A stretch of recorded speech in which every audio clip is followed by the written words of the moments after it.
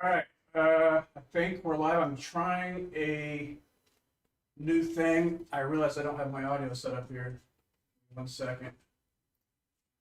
So I need a.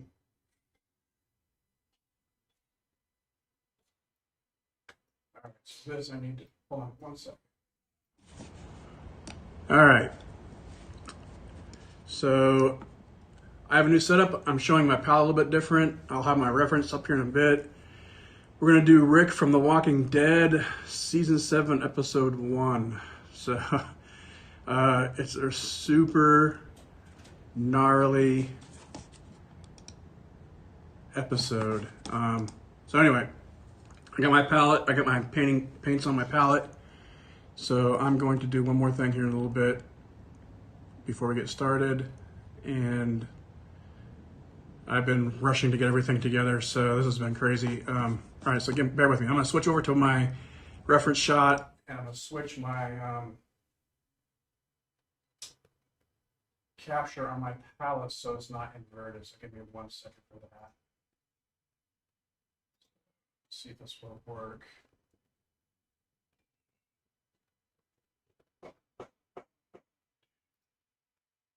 All right. So I'm gonna get my gloves on and we'll get started painting. And you'll have to excuse my neighbor, who is a complete asshole right now. I've given him warning that I needed some audio solidarity, and he just does whatever the hell he wants to do. I'll deal with him later. So, all right, trying to manage all this. Bear with me, guys. So I'm gonna put some paints on the palette. Sorry I don't have this ready to go before we start streaming here, but it'd be crazy today. All right, so let's see. I'm going to start out with my usual burnt umber and raw umber. So there's burnt umber and raw umber. I'm going to have to get some more tubes of this stuff. All right. Now, I like to set up my palette so that I have some organization here. It doesn't really matter which way you do this, but it does help if you do it in a consistent way. That way you know where your colors are when you're ready to look for them, and you might find a way of setting it up so that it makes sense for you. I tend to keep all of my earth tones on a corner. I have all my grays. If I use white or such, I use that over here. And then I work my yellows and oranges and reds over this way, and then my blues and my greens on this side. So I kind of have I don't know what the word I'm looking for here is, but a way of arranging these colors that is fluid and kind of creates maybe a color palette of some sort. All right, so I can set these to the side. Portland gray, medium and light. So I'm gonna grab my Portland gray light right here and set that up. Portland gray medium. I've been very hectic this week, kind of redoing the way I set up my studio, including doing a different floor so that it doesn't make as much noise, hopefully, or that it doesn't reflect light. Having to light the studio a different way so that it works for both the live streaming and the painting. Setting up a different camera angle so you can see my palettes and all that good stuff. So I have the photo reference set up on the camera.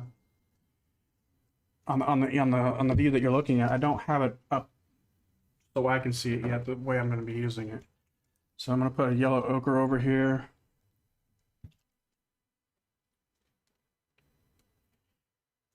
The Naples yellow. Now this says Naples yellow, but I don't think that it's a pure Naples yellow. I know that a lot of manufacturers got rid of that pigment due to health issues with the pigment. I'm not exactly sure what the real problem was, but I remember also being hard to find. So we don't have to have a whole lot of stuff set up to begin with.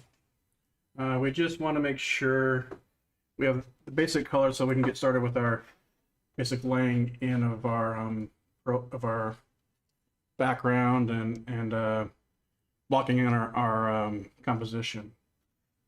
Give me 1 second here, guys, while I get all this sort of set up here. Let's see. I need a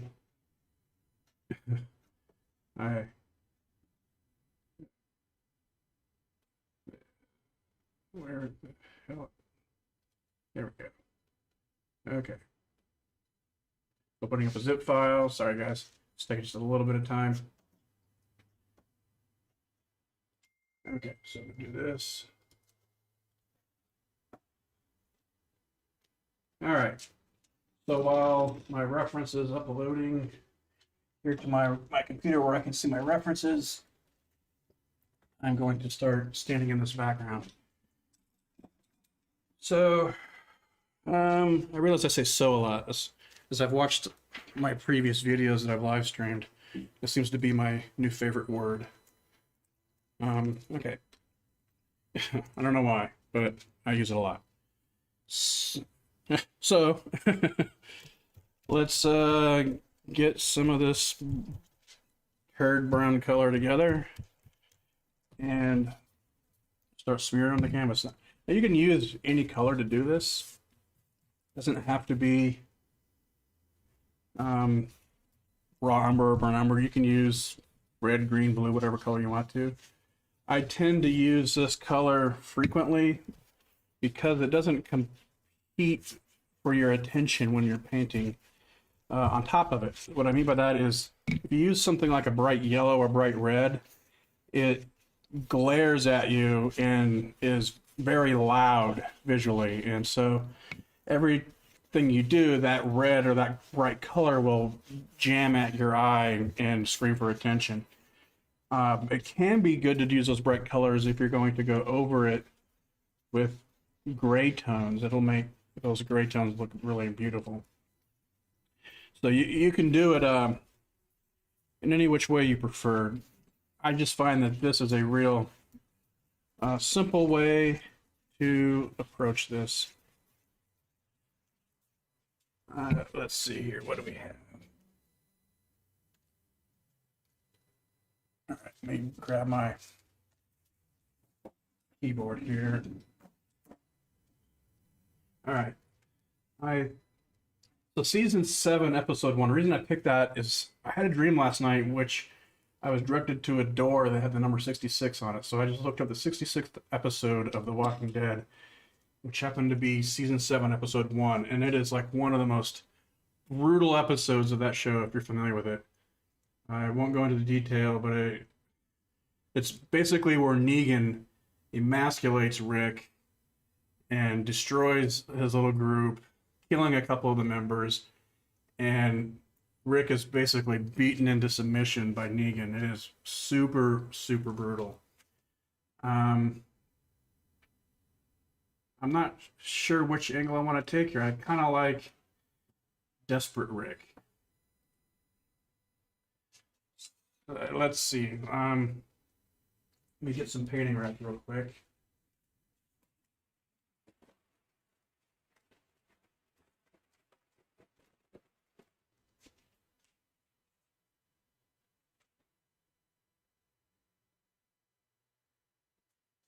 All right. I'm going to begin like I have in the last few little shows I did here and just lay my drawing by wiping out something, wiping out the background. All right, I want the side of the face to be right there. That looks pretty extreme so, as far as composition. All right, so I'm gonna do it like this. And I just free flow this, and I adjust as I move through the piece. Not getting worried about real technical drawing things here. I actually find this way of doing things much easier than trying to draw out a composition and do all the really detailed drawing of his face and try to get the likeness.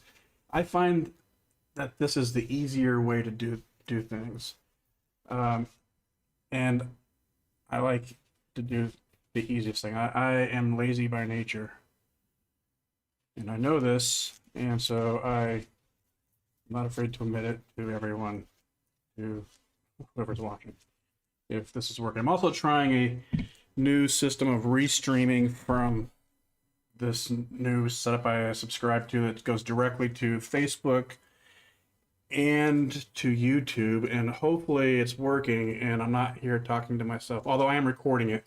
So if it doesn't work, I will post all this later and you can catch up with me there. All right, I'm going to do adjustments to my reference so I can see what I'm looking at a little better. I often will do some curve adjustments so that I can see into the shadows and brighten things up. Although this was filmed intently with the kind of light and resolution it has, but every screen that you work with, if you're using computers or monitors to look at your reference, will show a little bit different. I used to print out all my references, and I had stacks of paper prints that I would be holding while I was painting.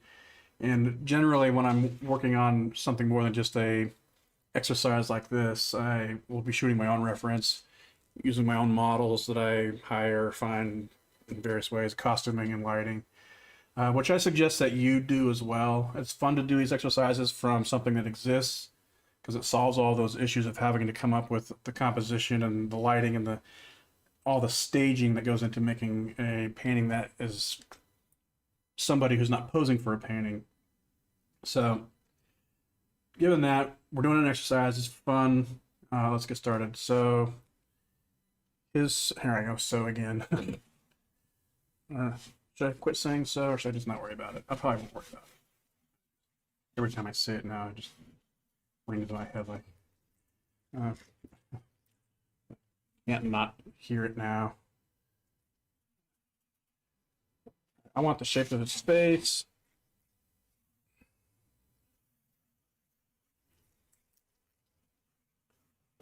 So I've mentioned a bit ago that I like doing this because I think it's easier than drawing in all the features and doing a really detailed preliminary drawing.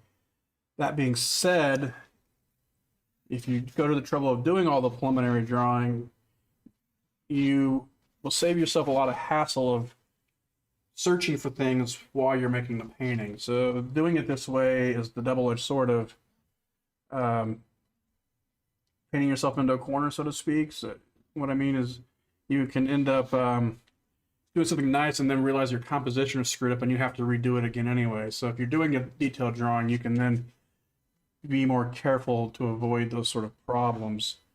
I used to do really detailed drawings and then transfer them to a painting surface and then carefully render and all that kind of stuff.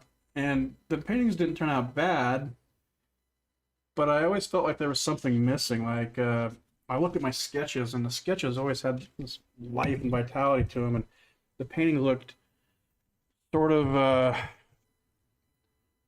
like too cold, lifeless maybe.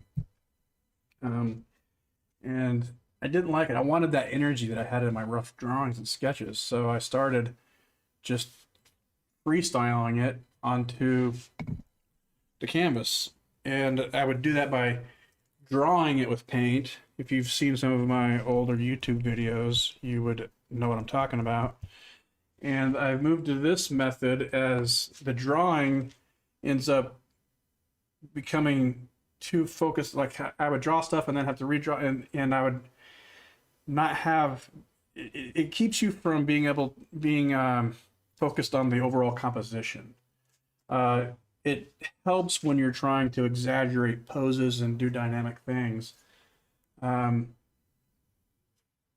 I'm going to do a mixture of drawing this in and doing this wipeout method. Mainly because I want, when I draw this out, I'm able to find more obscure, like more exaggerated things. When I do the wipeout, it doesn't quite work the same way. So, um, you know, whichever way works best for you. So I want to do a jump on the caricature a little bit. Rick's nose, like that. He's like, oh no, my friend just got his head beaten with a bat, and now he's got to cut off his son's arm. If you haven't seen The Walking Dead, it's pretty gnarly. If you like zombie shows, it's one of the best. And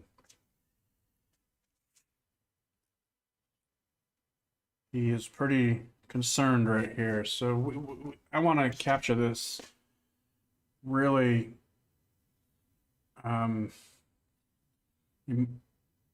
craziness that's going on. So this character in this scene has got an impossible decision to make. He's more than stuck between a rock and a hard spot, I guess you would say. All right, so then he's got some beard here. And already this is looking pretty goofy, but you kind of have to trust yourself in this and that you're going to be able to pull it out at the end. So the idea is that I do not stop until I got it correct. And that might mean wiping out things, deleting things in the painting, completely changing stuff, reworking things, all that stuff. So that you're gonna have to not feel like what you're doing is precious at any given moment.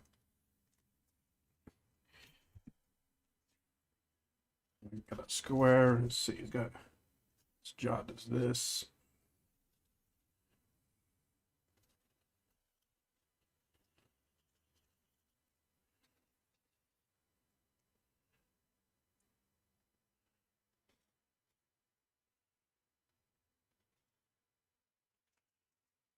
All right, that looks nothing like him, but it soon will, hopefully.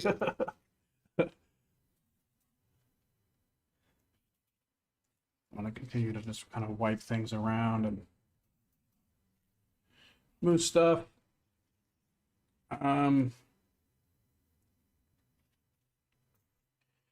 just indicating where things are going to go here for the time being. The lighting on his face here is pretty even, so if we have some harsher lights, that might help. That's why it's good to have multiple references, and then you can see his face from different angles. I don't know. I might actually change my approach on this altogether here. So give me a second as I'm looking at my references, and I think there's something a little more compelling that we can do here.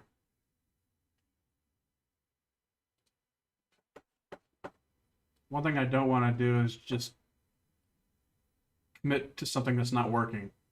Stay committed to it. Like, if you are working on a piece and then as you're working through it, you're like, you know what, I got a much better idea about this. It's always good to just go with your better instincts. So actually, I do not like this. It looks dumb. So I'm just going to start over again. And this is the double-edged sword I was talking about when you're doing things for freestyle. Is let's just, sometimes you have to heal it because it will get better. Don't settle for something that's crappy.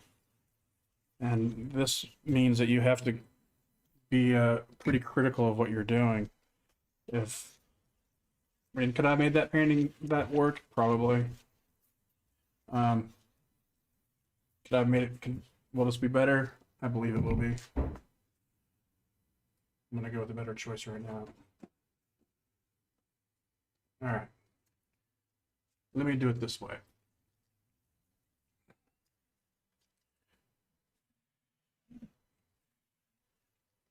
Again, I'm just gonna change our mind a bit.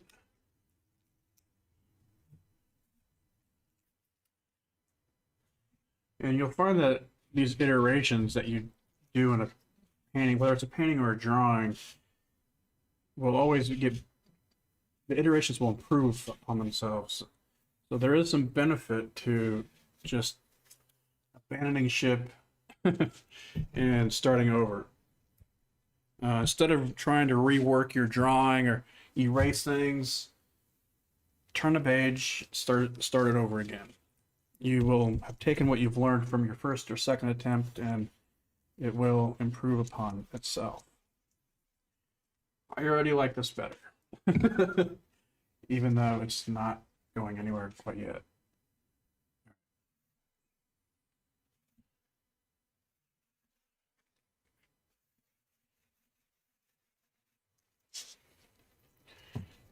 I want to, all right. I like to work fairly quickly to keep myself from getting bogged down in things, to keep myself from overthinking things, to keep myself from trying to control too much. Let your intuition start to really jump in.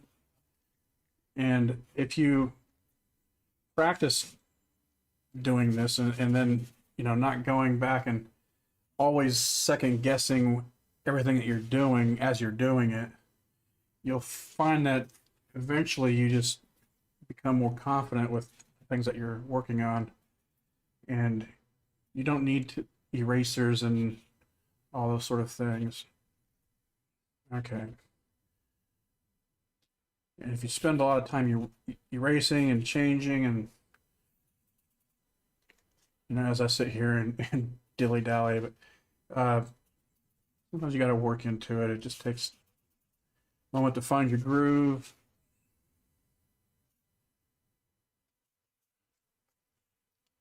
But once you do, I don't know what I was gonna say. It's kind of difficult to like work and talk at the same time. It's fun.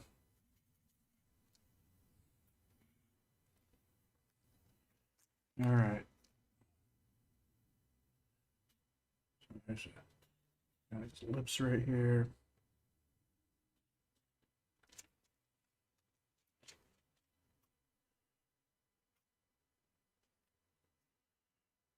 Okay, he's got an ear over here, as most people do.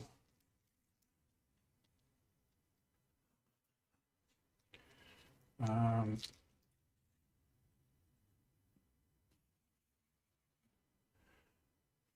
going to start going in and laying in some color here in a second. Just want to lay in basic elements of the drawing. So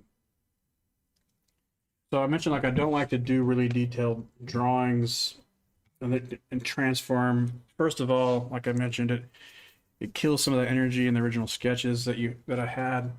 But secondly, it's tedious and boring to me to do all that. It's like I like to eliminate as many steps as possible in favor of immediate results.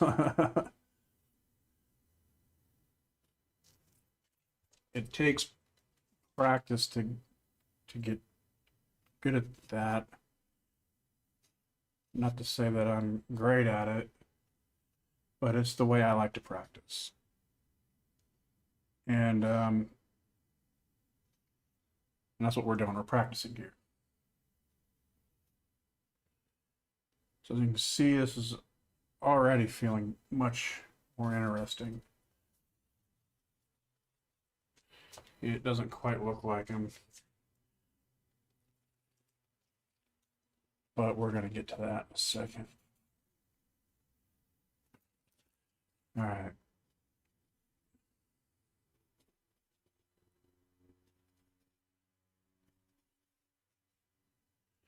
If I locate his beard in there, he's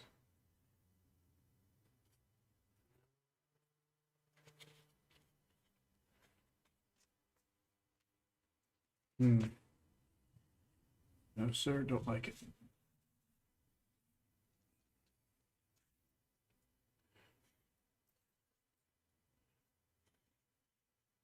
No, his jaw comes out like that. Now I have his mouth in the wrong spot, so let's just wipe that out.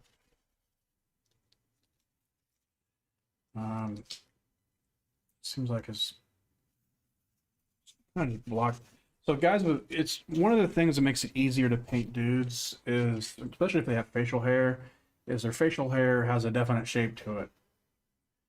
And so, I don't know what it means. So anyway, you can jump on the shapes of the beard and the hairline, and often that will start pulling something together really quickly.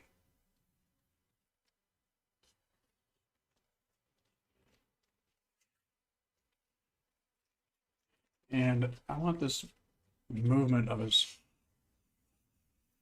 there's a movement that happens in the eyebrows and the eyes, the way that things flow together. I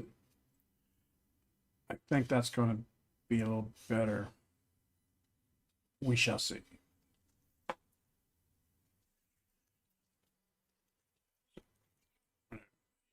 His beard. Okay.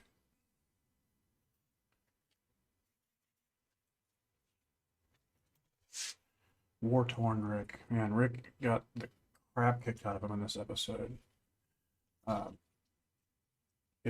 It's brutal. Super brutal. Negan is just a oh man, he's a mother effer. That guy.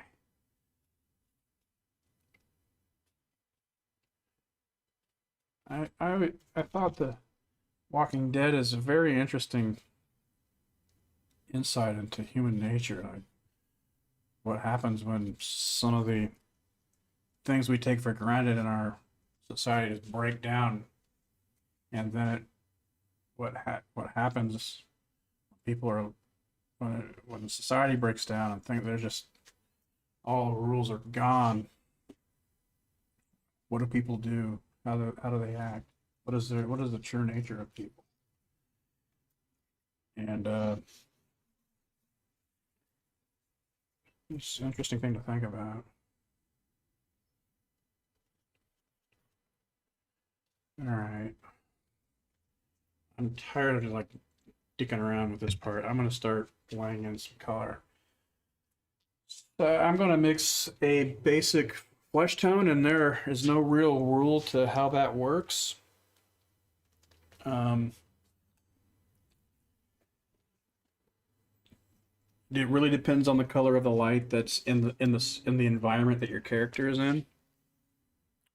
There are some things you can think about. So there's lots of greens and blues and reds and all kinds of different colors. I'm going to start. I need another color that I have. I need a burnt sienna. I like this color. I like using earth tones and then working other colors into them. So I'm gonna start with this burnt sienna. And as you can see, this burnt sienna is a really warm, rusty color. And when I mix a gray with that, it shifts into that color. I don't know. It's a almost like putty, like silly putty or Bondo or something. But I like that tone. And then I might yellow it up a little bit. Maybe a little bit of this Naples yellow. I'm gonna work that. I'm gonna put some cadmium red light in there. That's cheekbones. That's cheeks right here.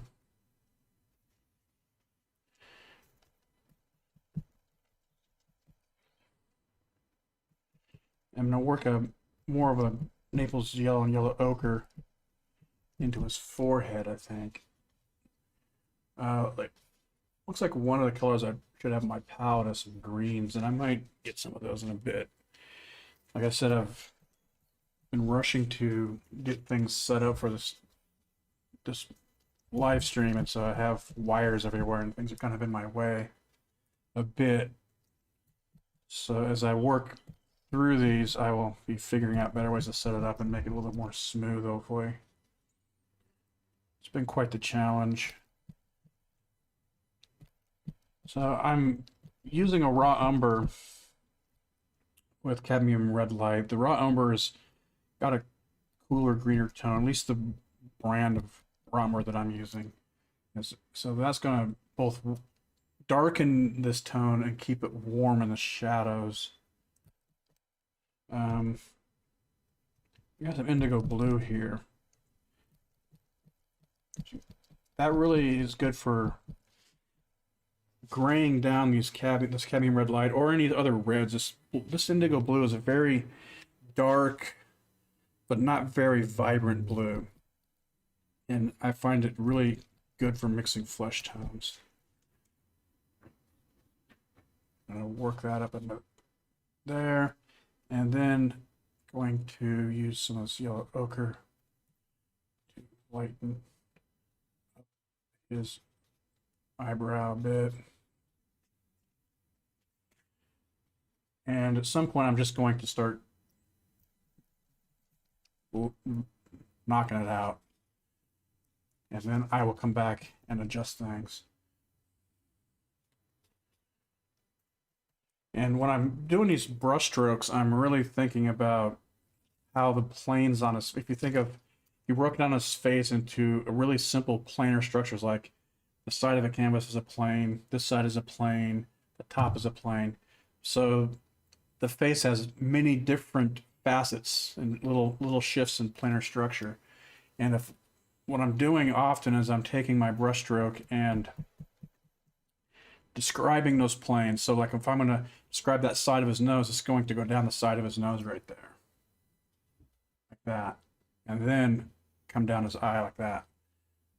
So one of the reasons I like using these flat or angular brushes, they are good for sort of carving out those structures.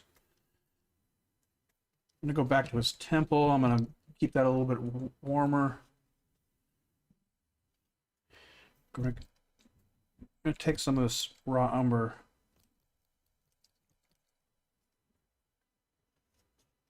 That's a little too cool. So let's mix in yellow ochre. Actually, let's not really worry about that too much. I'm like trying to micromanage everything that's happening, and after I've been saying don't don't do that, I can't help myself. I think I mentioned last week I never follow my own advice. Not suggesting you follow it either. Just, yeah, I need to just go through and start laying some of this in there.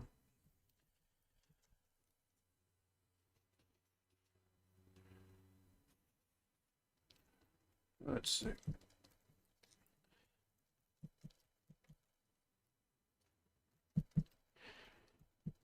And let's hit the tip of his nose, which is more shadow right here.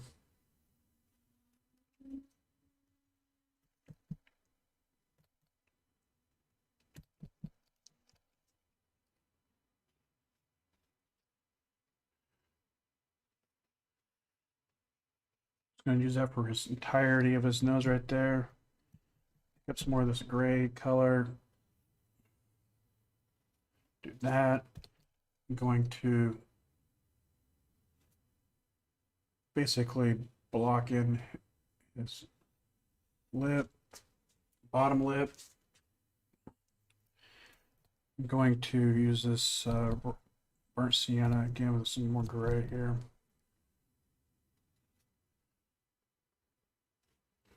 There's his other lip. Let's attack some of his beard here. Let's figure out what to do with that. That is a cooler color. I'm actually just gonna take some raw umber and see how that works. I'm just gonna do that. Gonna block this whole thing in. Then we're gonna come back with some paint strokes and make some adjustments as necessary.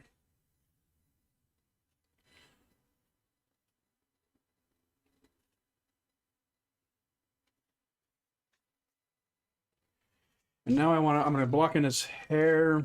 Let's go to some raw umber. Let's do raw umber and indigo blue. That'll create a nice dark blackish color.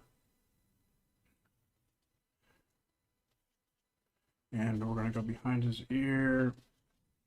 This is lock or block, whatever you want to call it. And he's got some strands of hair coming in front of his face in the reference here, and we'll deal with that later in a little bit. All right. And now I'm going to work some of this gray tone in here like that. I want to block in the color of his neck and all that stuff, so let's continue with that. I'm using a little bit of my paint medium over here, which is a liquin and linseed oil. There's all kinds of ways to do that. I'm doing that just to make it flow a little bit. And I'm painting pretty thin, so it's not really thick paint, which allows me to be able to go in and paint over it pretty quickly. It allows it to dry fairly quickly. The liquin dries the paint faster. So if I want to go and work into it the next day, the surface will be fairly dry. All right, so let's do that. Let's take some of that raw burnt sienna and make sure I have some umber here. I'm just taking a wild guess here that might work. It looks like that's going to be okay. What we want to do here is basically get the canvas covered with paint. All right, now I'm going to do some background stuff here. Before I do that, I'm going to finish blocking this in right here. I'm going to take a yellow ochre and this Portland gray medium, more of that yellow ochre, a bit more, and he's got a jacket, so let's lay that in.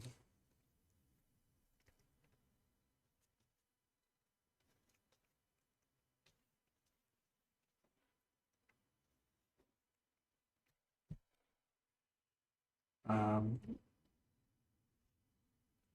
highlight from this jacket over here, and I'm going to take a raw umber and yellow ochre, make a darker, more neutral tone for the inside of this jacket. Actually, that's too light. Let's just take some raw burnt umber. It's a little warmer. So his beard's got some highlight over here. We're gonna deal with that in a second. Like I said, we want to cover this canvas. That is the objective right now.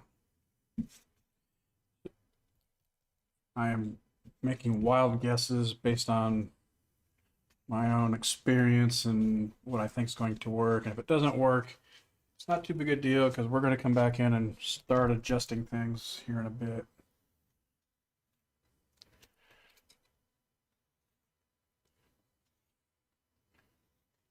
All right. Get a different painting rag. All right. Background time. Get the big brush out. And I want the background to be, I think, cooler. His flesh tones are pretty warm. So I'm going to use some of this indigo blue, and I'm just going to hit a touch of this Portland gray deep. And when I do that, you can see the vibrance of the blue come out a bit. I'm not sure I'm going to stay with that, but let's, yeah, that is way too blue. I'm going to mix some raw umber with that. That will gray down that blue. Raw or burnt umber. Burnt umber is a warmer of the browns, and that should do the trick. I am a lot of the time focused on, there's some contrasting elements you're thinking about when you're mixing your colors and what colors to put where. And some of that is the chromatic value, which is how, or luminosity, how bright the color is. There's the, where should I start? There's the hue, which is like blue, red, yellow, green. Then there is the luminosity, or I think it's, people say luminosity. I know it has chromatic value. How bright and saturated the color is. And then there is the value. It's actually, get back up. The value is something that comes before any of it, because we see, what I mean by value is how light it is, like from white to black and all the steps of gray in between. We see the value before we see anything else. So if you have everything else wrong, but you have the value structures correct, your paintings will still make sense. So back to what I was saying, I approach, the values, but I really don't, you have to forgive me, I really don't think about that too much. It just is so second nature to me. But I know when that's not working. Then there's the chromatic value, which we saw when I put the blue in. It was too bright of a blue. Then so there's value, chromatic value, or hue and chromatic value, and then the other thing to think about is the temperature of the color. And if you think of blue like water as being cold and fire like red as being hot, that's the best way I can describe how to think about that. So even in cool colors like blue, you're going to have warm side of blue and a cool side of blue, and the warm side of blue is going to tend towards the blue greenish colors, and the warm side is going to tend towards the violet and purpley colors. And what I do when something is too, like this blue was too cool, what I wanted to do was change the temperature without changing the hue and without changing the value, how dark it was. And the burnt umber is close in value structure to this indigo blue, and I was able to just tap a bit of that because it's of these two browns between burnt umber and raw umber. Burnt umber is on the reddish side, raw umber is a little on the greenish side, which tends to be the cooler side. So what I did is I mixed a warmer brown into this blue, so it didn't change it from a blue, it didn't take the blue to a purple, it kind of grayed it down a little bit. And it grayed it down, it changed the chromatic value, and it changed the temperature. And so that is how I am thinking about these decisions of color. And you're doing these things to create this illusion of depth and space, but what this does is these are contrasting elements, and depending on what the dominant color or value or intensity is, the contrasting it with an opposite will make things jump forward or backward in space. So if you see what I have right now, you see that The background is this cool blue. I mean, out of the blues, it's more grayish than anything else. It's not really intense of the blue, but it is much cooler than these flesh tones. So these two things jump back and forth away from each other. And that's what we want. We want the background to recede into space and things in the foreground to come forward. Another way we could approach this is by making this background much lighter and the foreground elements much darker. So like what I mean is when I get into the deeper shadows between his lips, some things in his eyes and his hair, those things may not be darker. Like if you look up in this part of the painting, it's not darker than the background, but that warmth causes it to seem like it's in front of the background. And those are those are relationships we're looking for to create these illusions of space and an environment. We want things that look like there's air behind him, like he's a character in an environment. He's not somebody with a separate background. They have to work together at some level.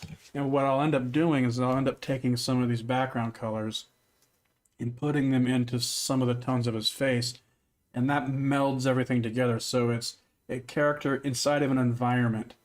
There's space in front of him and there's space behind him, and that, I think, maybe you know what I'm talking about. We're creating illusions on a two-dimensional surface using 4 dimensions of color idea. Rick is concerned here. You would be too. So I'm going to go into the shadow area of his face, and I'm going to use this burnt sienna and this indigo blue that we just mixed from the background, mix that together. And I'm going to keep it on. I'm going to use some cadmium red light too. I think I want a little bit. Cadmium red light is a really intense orangish red. So I wanted to have that side of it. So I'm just mixing enough in there to knock the reds down a bit. That might not be enough. That might need to mix a little more of this blue in there to get the flavor I want.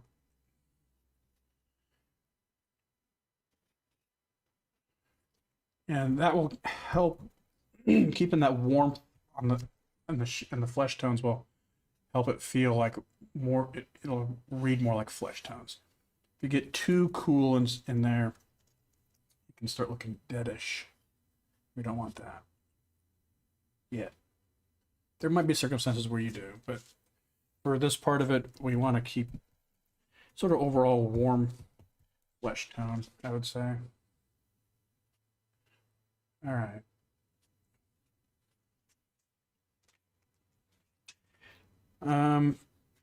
There's a color that's really good for the darkish red tones. I'm going to get Aliziran Crimson. I like using Aliziran Crimson for the darkest tones on the flesh, like generally between lips, in the crooks and crannies, like things that are very dark on flesh tone. So instead of using a black, I'm gonna just take this Aliziran Crimson. Sometimes it's a really intense red, as you can see right there, and it's transparent. So what I mean by that is when I apply this onto the painting, there's going to be a lot of the color beneath showing through. If the painting was completely dry, I could wash this red over and in a thin layer, and you would see the painting underneath of it show through it. I want to solidify that. There's a couple ways you can do that. I'm going to use burnt umber, because burnt umber is more of the warmish brown, so I don't want it to cool this down too much. I just want to make it a little more opaque and a little more grayer, and it's going to make that a really rich brown. All right, so I'm basically going to just indicate the shape between his lips right there.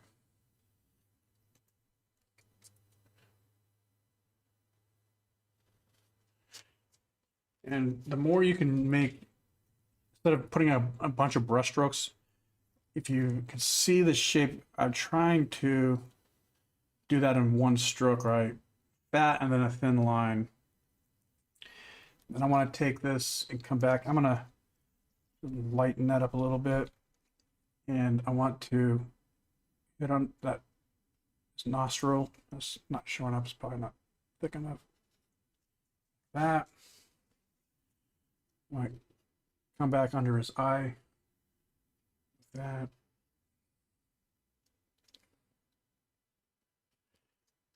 Let's keep trying to nail some of this. All right, one thing I haven't, I don't think this is still the raw undertone that we had up here in the highlight. And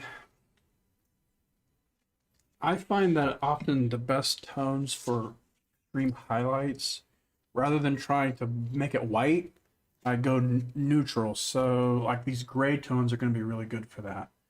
And I'm going to start out with the yellow ochre, and I'm going to try the Portland gray medium. Now, if you don't want to buy or find these pre-mixed grays, you can mix these with a titanium white and like Mars black or something. In fact, if you're going to use white or black on your palette, that's the way I would suggest that you use them, is to mix neutral tones rather than trying to lighten or darken something with them. And oh, okay, so anyway, let's actually, I like this tone. Let's see what that does. So as you can see, that neutral tone, although it's gray, it looks like light. And the reason that works that way is because it doesn't have, it's really contrasting against the chromatic value, like the hue and chromatic value of these other colors. So it has got zero or close to very little chromatic value and intensity of color, and very little hue. And so it contrasts a lot, and it sings, it kind of, for lack of a better word, it sings better against those colors. It complements them and looks good. And it's not a lot lighter than this color. It's the same value as this color over here, but without the hue or pigmented color in there, it contrasts really nicely. And you can modulate that with a touch of color here and there. Like, all right, so I want to use some of this burnt sienna, see how that works. Let's go ahead and get some paint mixed up here and block that in. We'll come back and modulate anything that we need to. So I'm going to make it a little bit less gray to begin with, and then come in with those grayer tones as a highlight on top of everything. And that was a screwed up brushstroke. I didn't like it. I'll fix that in a second. Took his cheek out too, or his cheekbone too far out. All right. I want to fix this.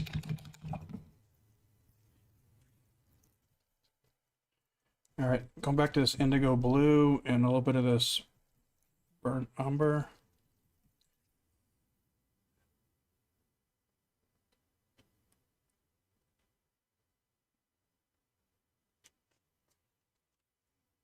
There we go. That looks somewhat better. Let's bring that tone down here.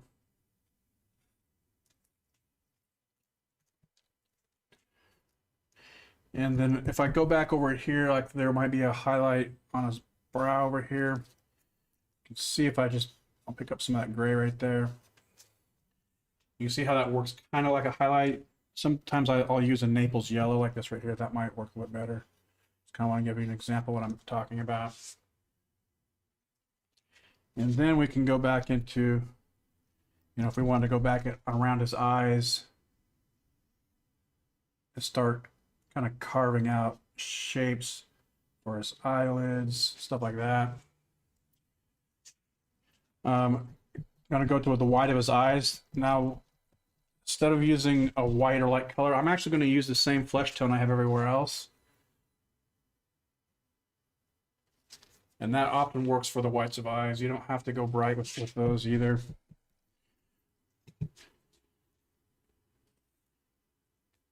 And then so I'm just gonna hit a few quick highlights before we end for the day. I'm gonna finish that's too bright. Oh, we'll worry about that. I'm gonna finish that Lemmy painting I started last week. I haven't gotten around to it. I've been really busy in the studio. Got a new easel, been reworking my floor. Like I said, I got all kinds of other projects I've decided they all have to be done immediately. I don't know why I do that to myself, but can't help it.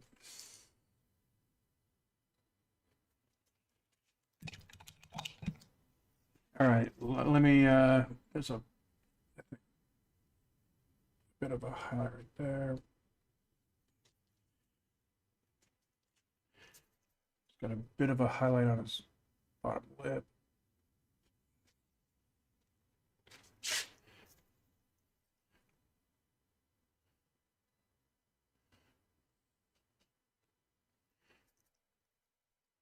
All right, I want to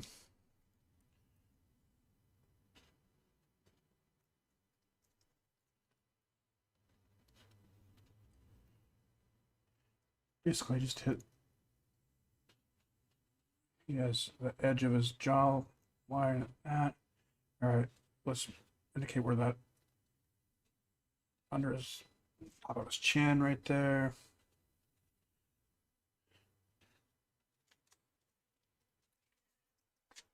I haven't even touched his ear, mainly because the tone of his ear kind of works for this painting.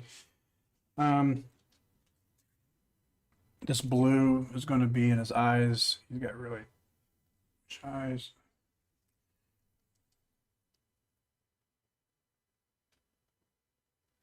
Like that.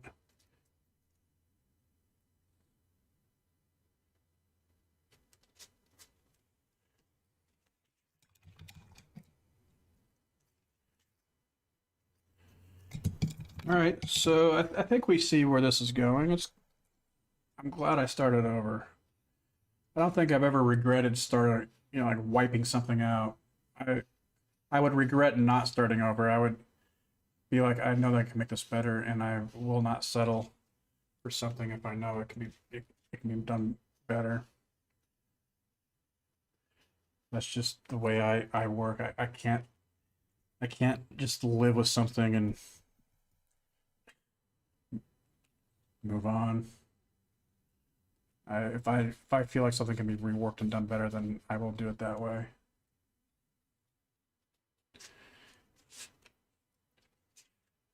And unless and if it gets to the point where something can't be like, sometimes it just takes a while to figure out if something can be fixed. You don't want to abandon everything immediately if it's not working. But when it becomes apparent that whatever I'm working on isn't going to work, and the only solution is to really start over again, and that just takes some getting honest with yourself, I think. Requires some being self-critical. Nobody's going to tell you,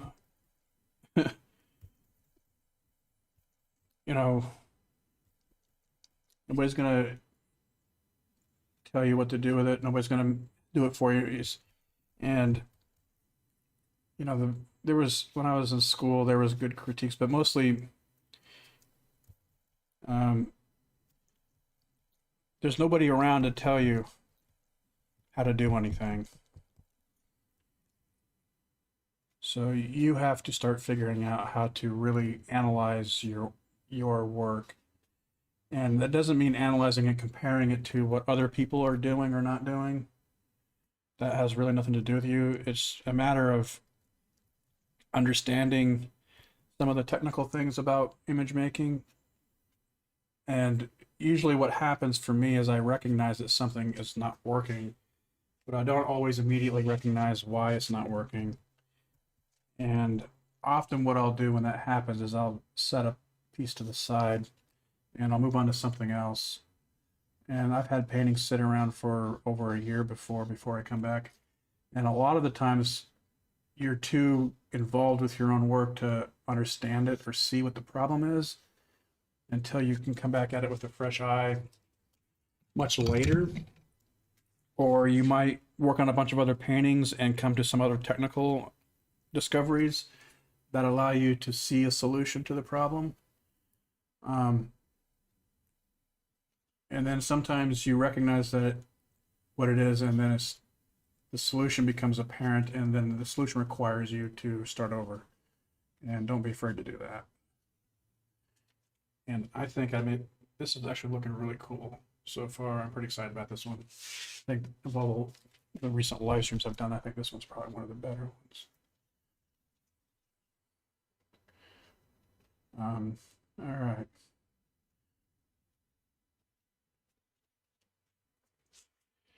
I am going to come back to this another time. But we're going to stop for the day. I try to make at least an hour. Hopefully I get started on their little better foot next time. I'm still working out and trying to improve these streams. Hopefully they're still going. If anybody has any suggestions, please feel free to leave comments or message me or something. I want this to be. I don't know what I want this to be. It doesn't really matter what I want this to be. My goal is that it's some usefulness or helpfulness or entertaining to people who just want to watch somebody paint. I'm open to any questions people have about being an artist, making a living as an artist. If you're an artist trying to figure out how to do these things, I know that it's hard to find people to answer some of these questions that you might have about how to price your work, how to do anything when it comes to pursuing the idea of living off of your work. So like I said, feel free to leave comments, contact me, and if I don't respond right back in the comments or emails, I will try to address those questions the next time I do a stream. So I'm trying to do these streams every Friday at 3 p.m. Pacific time. And right now I'm streaming to Facebook and YouTube. I might expand to other platforms or figure out how to narrow it down. Like every time I do this is sort of a learning experience, and I make incremental improvements on what I could do, what I did before, and hopefully this is working a little bit more fluidly. So I appreciate you guys watching. If you are watching, if it's streaming, we will find out. If it's not, I will. I'm recording it and I'll upload it later. All right, guys. I appreciate everything. I'll see you next week.